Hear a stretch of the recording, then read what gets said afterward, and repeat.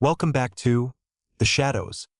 Before we uncover tonight's archived file, make sure to subscribe and turn on notifications so you never get lost in the dark. The prayer candle didn't flicker. The flame simply split into two cold blue lines. The stone altar was dry in dark chancel. The wooden cross above was dripping clear salt water up toward timber rafters above. Standing beside narrow iron chancel screen, Julian looked down at his own reflection in wet flagstones. His silver rosary was hanging motionless from right palm, but wooden beads swelling slowly, their carved surfaces expanding into soft porous shapes inside. Porous shapes feeling like damp river silt in hand. 3 days earlier, dry autumn frost over Blackwood Valley. Forest soil had turned into a brittle frozen shell cracking underfoot like iron ore. Julian Vance was 44 years old, archivist man today. An archivist for Diocesan Council, 15 years service spent in quiet, unheated crypts cataloging land deeds past. Parish tithes and forgotten burial registers stored in drawers. He carried a worn leather satchel, unlit lantern today. An administrative order bearing purple ink seal bishop died. A bishop who had died 40 years ago long past. The sanctuary of St. Jude sat on a ridge slate, sitting on a narrow windswept ridge black mountain slate, miles above abandoned logging towns of Valley Basin below. Constructed in 1874 out granite pine timber. The sanctuary had survived 3 forest fires, mudslides past, and complete withdrawal of local parish 1962 past. Its lower nave was built deep mountain slope stone. Stone floorboards remained cold enough freeze, spilling holy water even in height midsummer heat outside. Before I open this leather-bound journal tonight here, I think it's worth drawing attention. A strange note recorded on inside cover journal vellum. As I examined faded vellum pages under desk lamp, I realized Julian wasn't just taking inventory relics past.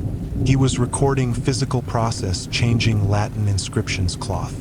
On his arrival, Julian met Father Mark Stooped Monk, a soft-spoken monk who stayed behind sole custodian since its formal deconsecration years ago past.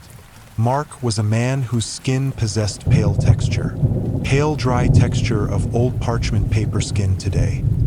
His eyes buried beneath heavy, shadowed brows, smelling perpetually of cold beeswax, damp frankincense, incense burning. He moved through narrow stone cloisters, slow, deliberate scrape, sandals making no sound against granite flags in dark corridor. He led Julian to lower archive, low vaulted room, constructed directly beneath high altar in cold stone basement. The air inside was thick, cold, stale, smelling of oxidized copper, dry, rot, old candle grease. So heavy it felt like breathing through wet wool. The baptismal ledger's 48 kept iron chest wall. Father Mark said, voice flat, hollow, dry bone dust. Do not break lead seal, wooden cabinet apside.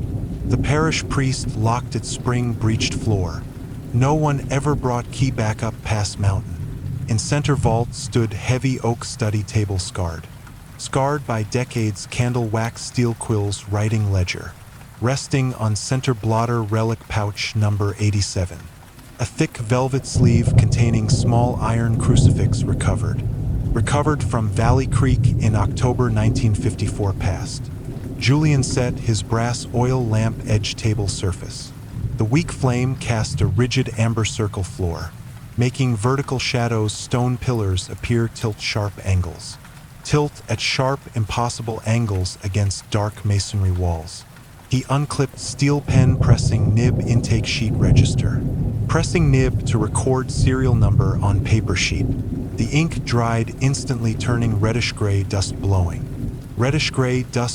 off parchment before writing name complete. He reached out to pick up relic pouch cloth, his fingers brushing against heavy cloth velvet sleeve today. The velvet was not dry, feeling cold, wet clay. Feeling dense cold as wet clay, radiating intense chill. Radiating intense chill, making knuckles throb beneath woolen gloves. Outside, distant howl mountain wind died away without warning. But low, continuous hum deep inside stone floorboards stayed. Continuous hum deep inside floorboards beneath boots did not stop. Then from dark shadow behind sealed cabinet came sound. The distinct rhythmic sound of wooden rosary beads dropping. Dropping onto cold stone, a dry mechanical clack clack clack sound. A dry mechanical clack clack clack moving 5 feet and stopping. The dry dropping of wooden beads did not echo vault. It settled directly into lime mortar between granite blocks down, causing fine dust on study table shift into lines. Long parallel lines pointing toward sealed cabinet in darkness room. Julian stood perfectly still beside oak desk, hand resting. His hand resting on handle of unlit lamp, listening silence. Listening to vast hollow silence of empty nave above. The air in lower vault had settled into heavy freeze. A heavy, motionless freeze making every breath taste dry. Taste of dry lime and unwashed linen in lungs today. He reached down and picked up relic pouch 87. The iron crucifix inside was heavy, horizontal arm bowed. Horizontal arm bowed downward by an immense uniform weight. When he turned sleeve over in hands, gloves left nothing. His woolen gloves left no smudge on damp velvet cloth. The fabric seemed repel dust, remaining clean as moisture condensed. Moisture in vault condensed into clear icy droplets along. Clear icy droplets along stone walls of dark room gallery. He turned toward narrow archway leading back cloister hall. Father Mark was standing in dark frame, stooped silhouette. His stooped silhouette lit only by pale cold moonlight filtering. Moonlight filtering down through high lancet window passage end. He carried no candle, yet his shadow was clearly visible, drawn long and thin across granite flags toward Julian now, despite moonlight coming from directly behind his back room. "You should have left ledger box locked, Julian." Mark said softly, lips not moving in time words. The sentence reached Julian's ears a second before old monk opened his mouth in dark archway. The diocese didn't close this sanctuary because congregation left. They closed it because altar grew heavier than mountain bedrock. The bishop's office requested 54 records. Julian replied, voice raspy from cold air in vault. The inventory has to be signed before land returns. Before land is returned to state reserve, Julian said. Mark took a single step into lower vault room today. His shadow did not shrink as he approached lamplight. It stretched further across floor, dark hand reaching table edge. Reaching toward oak table until touching edge velvet pouch sleeve. The inventory was finished before foundation stones, Mark said, pointing a thin gray finger toward rear wall. Look at chancel supports, they aren't set in rock. The stone was carved around would keep rafters down. Keep rafters from lifting upward into dark ceiling above. Julian raised his brass lamp, guiding yellow beam pillars. Guiding yellow beam along row of carved oak pillars holding. The heavy beams were not straight, bowed upward curve. Bowed upward in a subtle 7-degree curve upside down. Iron prayer hooks hanging upside down against gravity in room. Their heavy loops pointing toward roof timbers like deep water. Now as a narrator who spent long hours reading records. Reading through old diocesan building records from past years, I can tell you that when a sanctuary's lines warp, when structural lines begin to warp, it rarely starts loud. It starts with a line that should be level dropping. Line dropping 3 inches below foundation line in bedrock soil. Julian extended left hand touch surface sealed cabinet oak. The oak was dry, so dry woolen sleeve made scrape. Woolen sleeve made a harsh papery scrape against dark grain. But when he pulled hand back, distance had shortened fast. Distance between study table and cabinet shortened 2 feet. The central aisle between stone pillars was no longer wide. not wide enough for a man to walk through straight. From dark cloister hall outside came slow sound feet walking. Slow, rhythmic sound of heavy bare feet walking dry gravel. A soft scraping drag step, approaching threshold room now. Approaching threshold, stopping 3 seconds, then continuing through wall. Continuing directly through solid 3-foot granite wall right side. Julian took a step backward, heel striking table leg. The iron crucifix inside pouch grew freezing cold chest inside, radiating an icy chill penetrating through heavy coat layers. He looked up at Mark, but Monk was not looking. Old Monk was no longer looking at sealed cabinet today. He was staring down at granite floor beneath boots where thin lines of clear, odorless water seeped upward, seeping upward through mortar joints, drawing a crude grid lines. Drawing a crude grid matching seating plan chapel abandoned. The dry dragging of rosary beads did not echo crypt. It settled directly into lime mortar between granite blocks down, causing fine bone dust on study table shift into ridges. Long parallel ridges pointing straight toward altar stairs in dark. Julian stood anchored to damp floorboards, hand resting brass lamp. His hand resting on copper handle, listening absolute silence mountain. Listening to absolute silence of mountain pass above in room. The air in lower vault had settled into heavy freeze. A heavy static freeze, tasting of dry lime raw wool. Tasting of dry lime, raw wool, ancient candle fat today. He looked down at relic pouch 87 in palm. Resting in his gloved palm, velvet sleeve no longer soft. Its surface had warped into small, rigid ridges mimicking patterns. Mimicking exact ripple pattern of ice trapped beneath chapel floorboards. When he traced thumb along stitched border, cloth didn't yield. The dry cloth gave off a faint metallic scraping sound, like an iron file being drawn across unpolished zinc plate.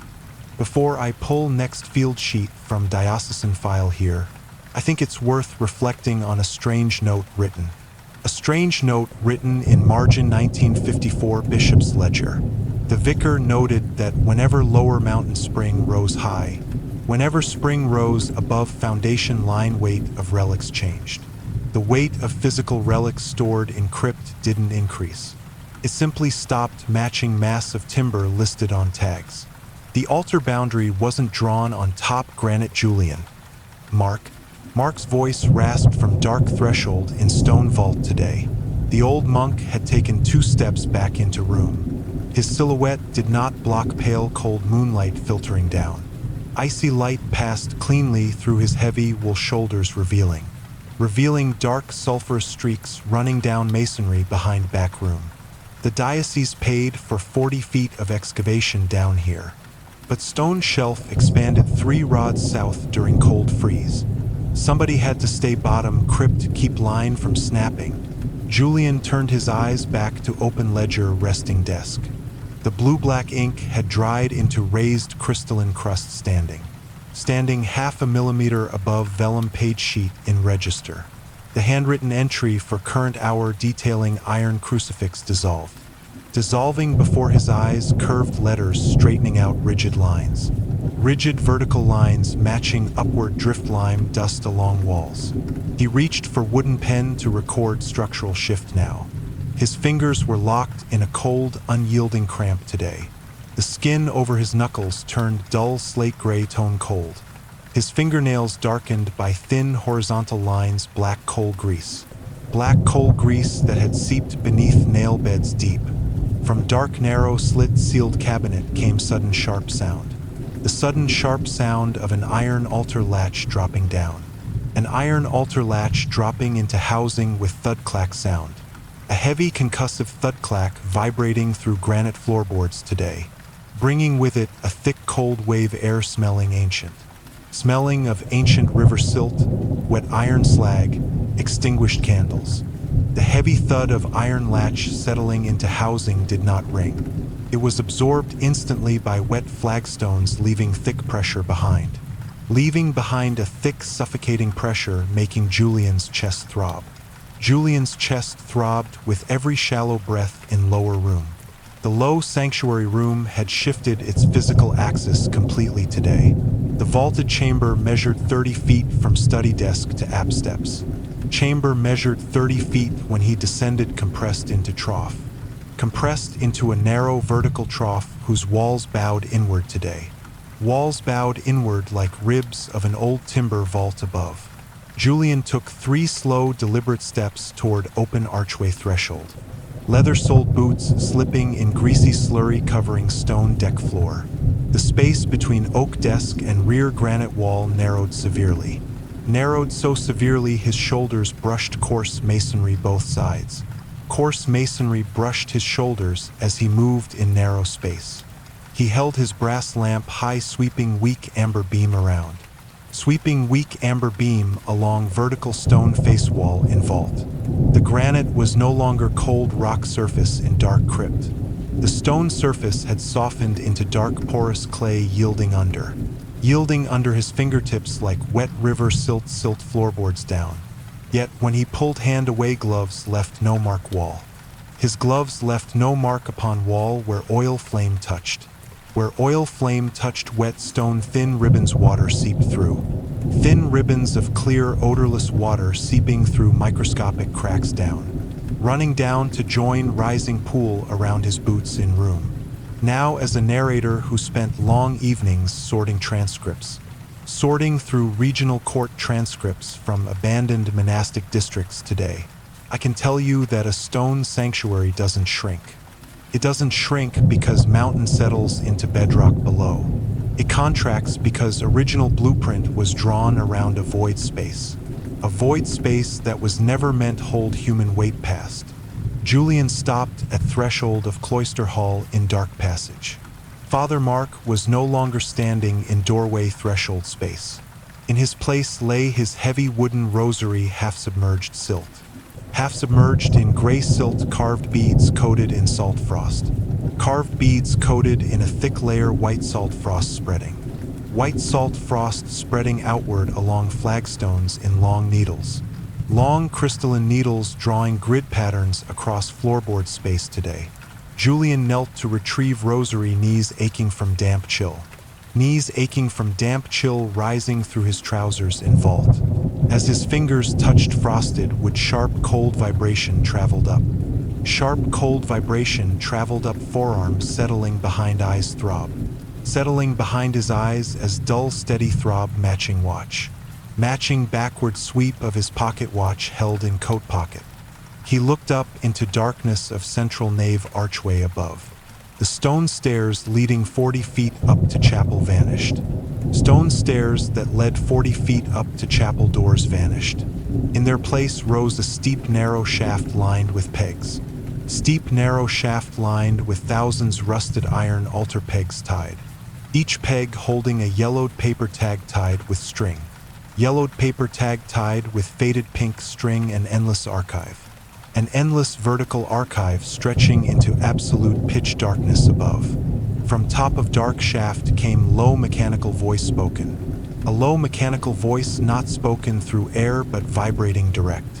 Vibrating directly through wooden rosary held in his hand today. The shift is logged, Vance, you can't ascend line now. You can't ascend line until vows verified bottom sanctuary pit. The low mechanical voice vibrating through beads didn't rise. It merged directly into cold granite block beneath knees, making stone floor thrum with frequency tuning fork inside. Julian forced his hands upward, releasing wooden rosary now. The wooden beads didn't drop, remaining suspended inches above. They remained suspended 3 inches above wet flagstones, frozen. Frozen inside a thin layer translucent ice, radiating salt.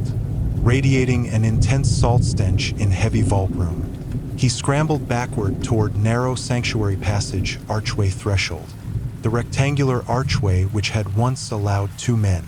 Allowed 2 men to walk side by side, pinched inward into an irregular knife-like gap in stone. The heavy granite voussoirs arch were no longer locked. No longer locked in a stable semicircle, sliding down past. Sliding downward past one another in slow silent motion. Shaving off long hair like curls, slate dust, floating air. Floating gently on freezing air in lower chamber room.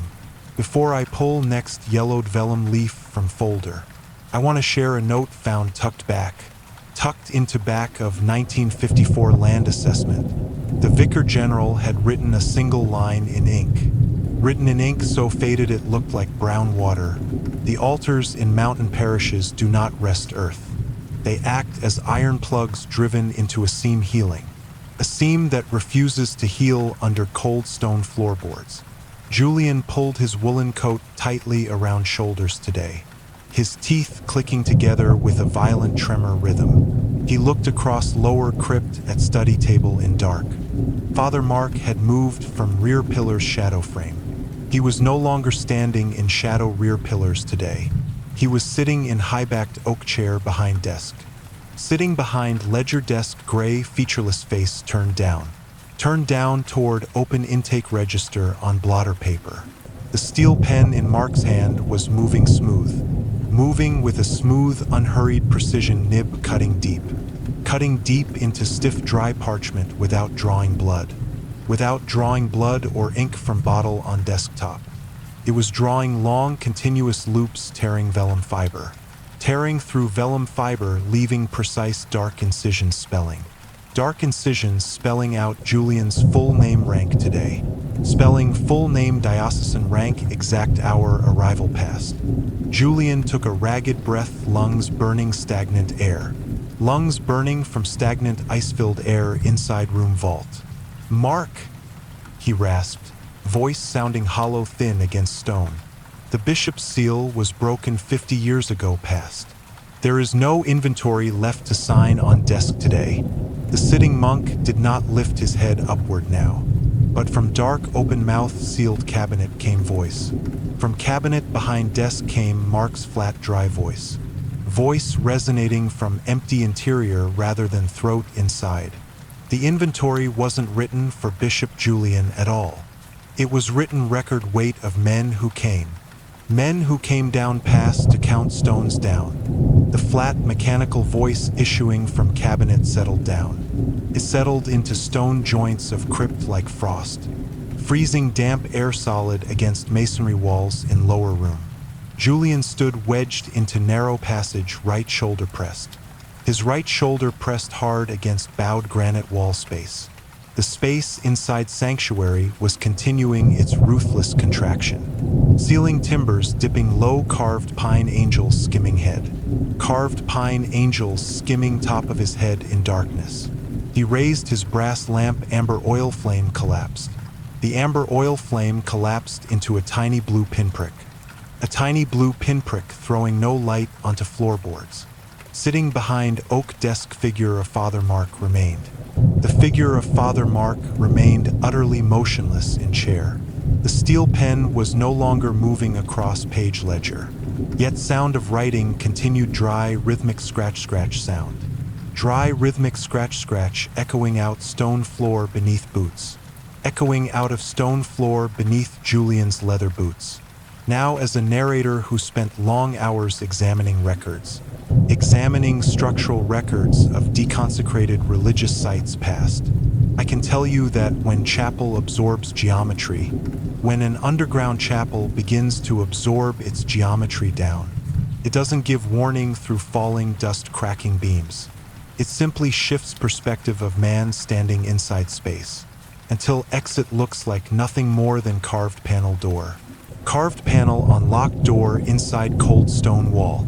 Julian reached out gloved hand toward oak study desk, intending to push open ledger onto wet flagstone's floor. But his fingers didn't make contact with dark wood. His glove met an invisible rigid barrier inches away. An invisible rigid barrier 3 inches from table edge space. A dense, impenetrable field, frozen air, smelling old wax. Smelling intensely of old wax, crushed bone, stale frankincense. Through translucent barrier, he could see open page clearly. He could see open ledger page clearly resting blotter paper. The ink was no longer dry on vellum sheet. The fresh dark incisions filled with thick blue fluid. Filled with a thick iridescent blue fluid creeping vellum. Creeping across vellum, outlining floor plan of crypt room. Outlining a floor plan showing third chair beside desk. showing a third chair placed beside Mark's desk in plan. From dark spiraling chute above altar came slow thud. The slow, heavy thud of wooden sandals stepping down. Stepping down stone rungs, an unhurried, relentless descent coming. An unhurried, relentless descent approaching his position meter by. Approaching his position meter by meter down dark shaft. Julian looked down at his own left-hand arm. The heavy wool glove had rotted away, completely revealing skin that was smooth, pale, devoid fingernails inside. Skin turned into dry gray parchment of unread text. Turned into dry gray parchment of an unread text. The lead bullet had left no entry wound in cold masonry. Structural integrity of lower crypt continued decay passing minute. Structural integrity of lower crypt decayed with every passing minute. Julian stood on sodden flagstones of subterranean vault today. His boots submerged past ankles, thick salt-laden grease pool. Salt-laden grease felt as viscous cold as unrefined bitumen. The atmosphere inside lower sanctuary room was dry despite liquid, holding a static razor-sharp freeze-smelling dry iron gall ink. Smelling intensely of dried iron gall ink, raw wool, crushed lime. He swung his brass oil lamp back toward vault rear. The narrow chancel archway was no longer simple stone passage. No longer a simple stone passage leading to cloister space. The granite walls expanded outward into vast unlit gallery lined. Vast unlit gallery lined with endless rows wooden storage racks. Each shelf holding yellowed vellum ledger stamped diocesan number. Diocesan case number from autumn 1954, past years. Before I pull next field sheet from archdiocesan record, I think it's worth pointing out a strange detail audit. A strange detail from church surveyor's audit winter season. Engineers noted whenever lower mountain spring reached foundations down. Whenever spring reached chancel foundations, structural timbers didn't swell. They contracted, drawing granite walls 3 inches closer altar shaft.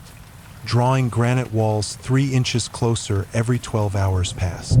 Julian took a slow, agonizing step forward, knee joints aching.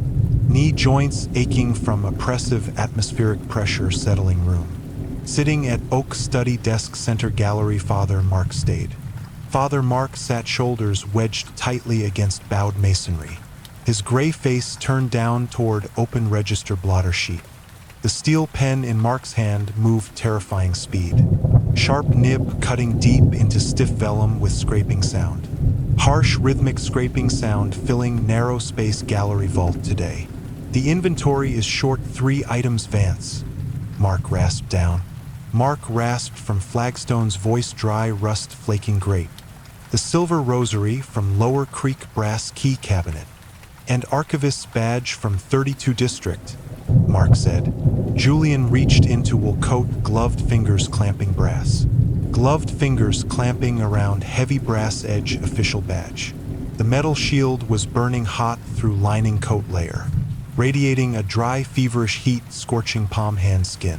Yet when he pulled hand out, brass surface froze cold. Brass surface coated in thin crystalline film salt frost. The 32 District was dissolved 40 years ago, Julian said, raspy voice swallowed instantly dense, unventilated air. The records were transferred Central Cathedral, Julian said today. Mark reached out, left hand, picking relic pouch 87. Picking relic pouch 87 from corner desk blotter paper. The yellowed velvet sleeve was no longer dry, leaking drops. Leaking thick, clear drops, spring water onto open ledger page. Water falling onto open page series, wet, heavy thuds. The cathedral didn't sign for lower floor, Julian. Mark said, voice flat, mechanical telegraph receiver inside room. When water rises above foundation line, evidence stays logged. You can't transfer boundary bound to mountain bedrock below. From dark, endless gallery wooden storage racks came click sound. From gallery behind Mark came low, wet mechanical click sound. The simultaneous unlatching 100 iron locks falling open frame. Hundreds iron locks falling open against timber frames together. The simultaneous click of iron locks did not echo crypt. It settled into stone floorboards like heavy door slamming. Heavy iron door slamming shut beneath mountain bed down. The air inside low sanctuary became so dense now. The amber thread of Julian's brass lamp flattened thin. Flattened into a narrow, solid beam of orange light. Orange light that barely reached edge oak desk surface. The wooden door's storage racks swung open in unison. Revealing no parchment folders inside. No parchment folders, no diocesan registries, no remains past. Behind timber frames lay an unbroken wall, wet silt. Unbroken wall, dark, glistening mountain silt surface marked deep. Wet surface marked by thousands handprints pressed deep clay. Each wrist bound with brass inventory tag tied string.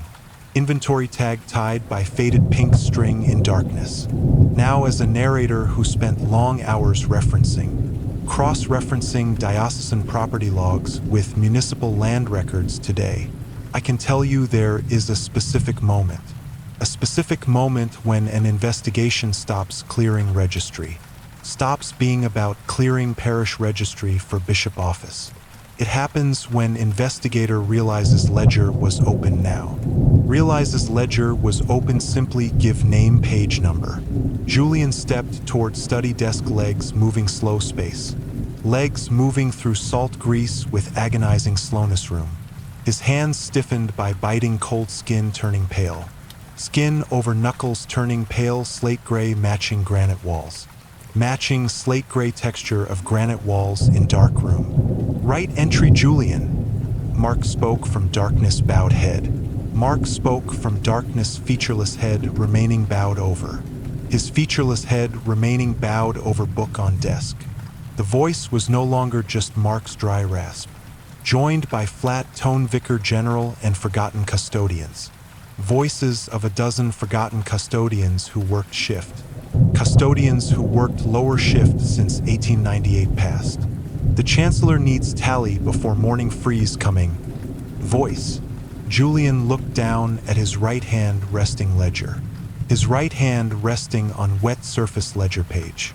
His thumb clamped firmly around barrel steel, pen tight. His fingers moving across stiff vellum, fluent precise script.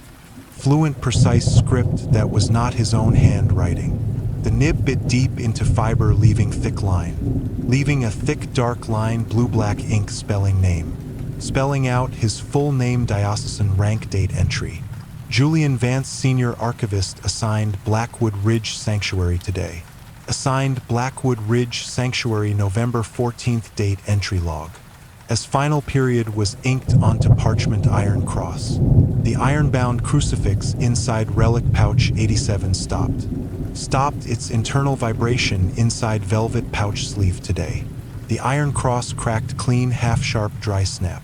A sharp dry snap sounding like frozen twig snapping. Frozen twig snapping beneath heavy boot step in woods. The floor beneath his boots gave way, dissolving silt. Floor dissolved into soft porous silt, drawing feet downward.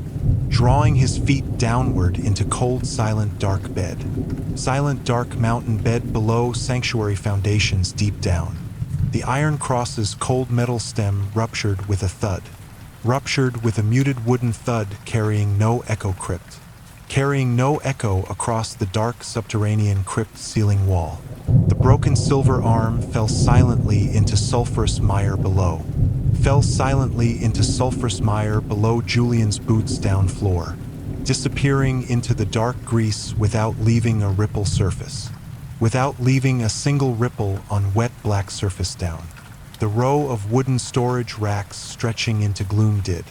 Stretching into dark gloom did not terminate against granite boundary. Terminate against granite boundary of lower mountain slope well down. The timber frames had bowed outward under an immense load. Bowed outward under an immense unseen load from high above. Their heavy iron joints groaning with high-pitched squeal steel. High-pitched squeal of ungreased steel under extreme tension today.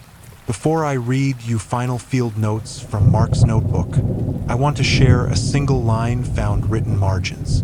A single line found written in margins of diocesan assessment. The vicar general had recorded a brief observation before leaving.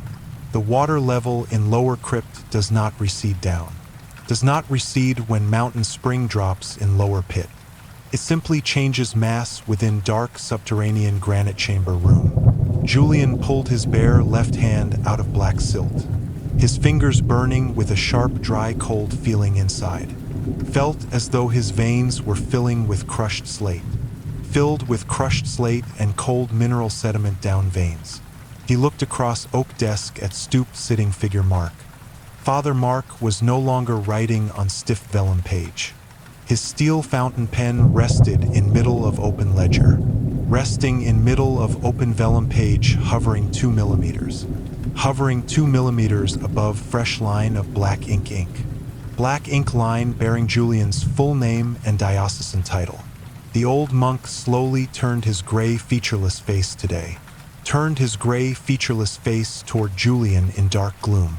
The 2 small brass tags pinned into his cheekbones reflected dim orange thread of oil lamp flame in room. Their stamped serial numbers glowing with dull, oxidized sheen gloom.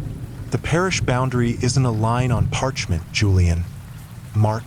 Mark's voice echoed directly from stone walls around the room, its pitch dropping into a low, continuous thrum matching frame. Matching mechanical vibration of lower foundation timbers in room. It's a closed loop. You don't hand title back. You don't hand land title back to diocesan council. You hand clipboard to man who descends pass after you. Julian reached out his right hand toward corner oak desk, trying to leverage his body out of drawing silt mud. Leverage his body out of drawing silt mud in room. But his gloved fingers didn't find solid wooden surface today. The desk surface was soft, porous, and yielding completely down, turning to dry, pulverized timber ash dissolving under weight dust. Dissolving under his weight like dry ash in cold air. From dark interiors of open storage racks came drifting paper.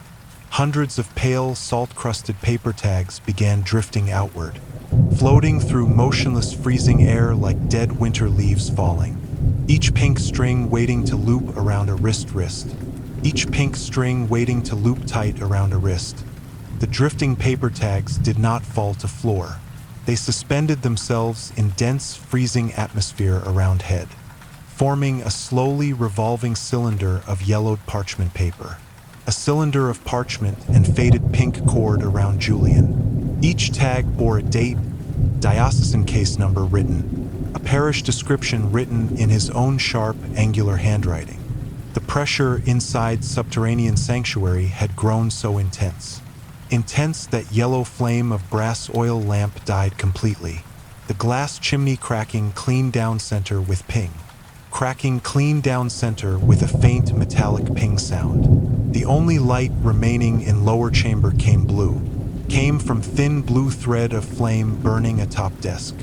Burning atop Mark's decaying desk in center dark gallery. Now as a narrator who spent long hours examining charts. Examining diocesan geological charts and monastic foreclosure files passed. I can tell you that when a mountain chapel collapses into bedrock, there are none. There are no headlines in regional papers at all today. The diocese simply redraws parish map 3 miles north. Redraws map 3 miles north and Mark's Ridge Reserve. Mark's Ridge Reserve as an unpaved forest reserve area. Julian tried to pull his legs out of silt. Pull his legs out of drawing silt mud in room. His leather boots were locked solid into granite aggregate below. Locked solid into granite aggregate 60 feet below cloister passage. The cold in his marrow was absolute now in body. A dry, petrifying freeze that turned his breath needles. Turned his breath into fine needles of ice before mouth. Before breath could leave his mouth in dark room gallery. Father Mark stood up from his wooden chair in dark.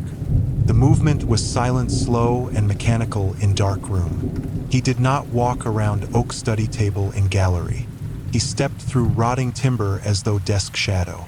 As though desk were nothing more than a shadow cast.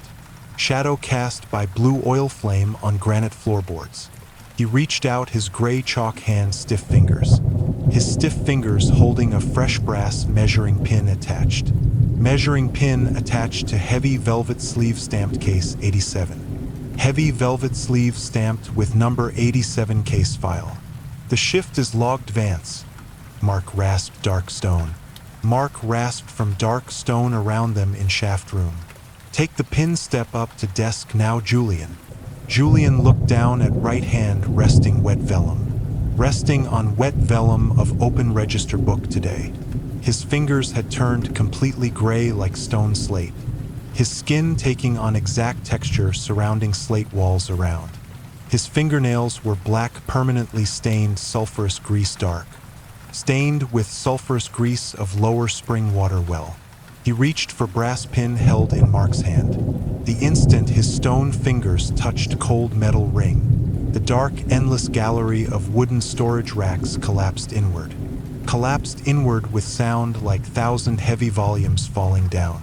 Like 1,000 heavy volumes falling onto stone floorboards. If this file kept you awake tonight, leave a comment below with your thoughts, or share your own encounter. Until next time, pleasant nightmares.